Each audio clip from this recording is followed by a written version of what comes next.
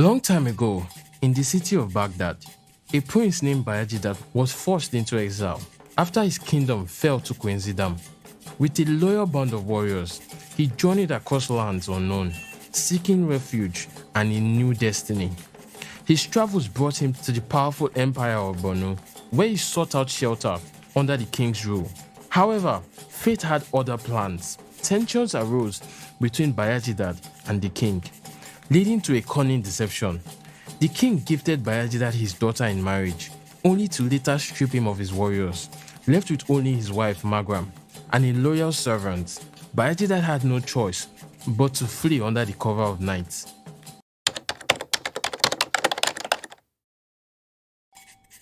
Escaping the king's grasp, Bayajidda and Magram arrived in Garun Gabas, a settlement in present-day Hadejia.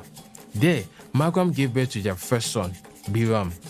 Yet, Bayajidda's heart remained restless. Leaving his wife and child behind, he continued his journey alone, determined to carve out his own fate.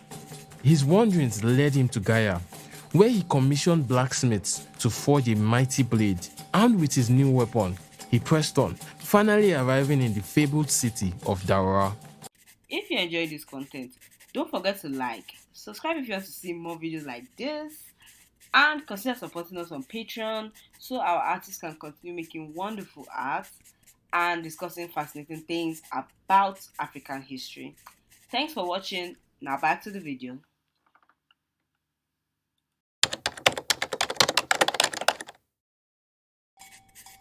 Weary and parched from his travels, Bayajidda entered Daura and sought water from an old woman. But the woman sighed and revealed a terrible truth. The city's well was guarded by a monstrous serpent named Saraki. The creature allowed the people to drink water only once a week, leaving them in constant thirst and fear. Unfazed, Bayajidda made his way to the well, where he came face to face with the enormous serpent. As the beast lunged at him, Bayajidda struck with his sword, engaging in a battle of strength and will.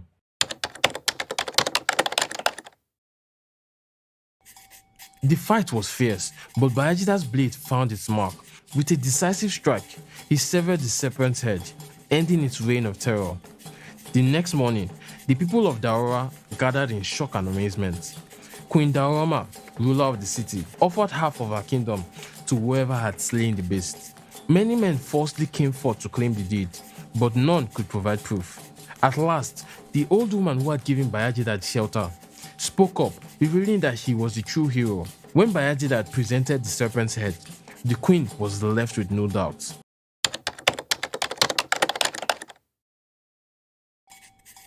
Rather than accepting half of the kingdom, Bayajidda had an unusual request.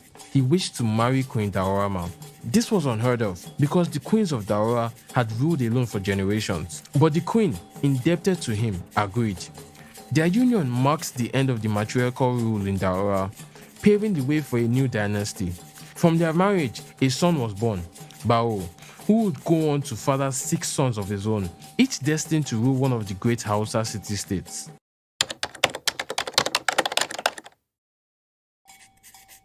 Bao's 6 sons, alongside Biram, Bayajidda's firstborn, became the founding fathers of the Hausa Bakoi.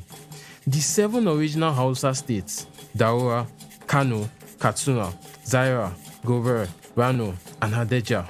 These states flourished, becoming centers of trade, governance, and culture in West Africa.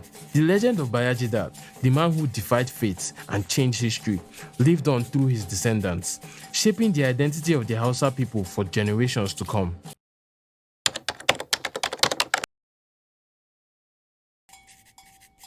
The story of Bayajidda is more than a legend. It is a foundation of Hausa identity, a tale of courage, faith, and transformation. From a wandering exile to the patriarch of a powerful lineage, Bayajidda's journey reminds us that history is shaped by those daring enough to carve their own path.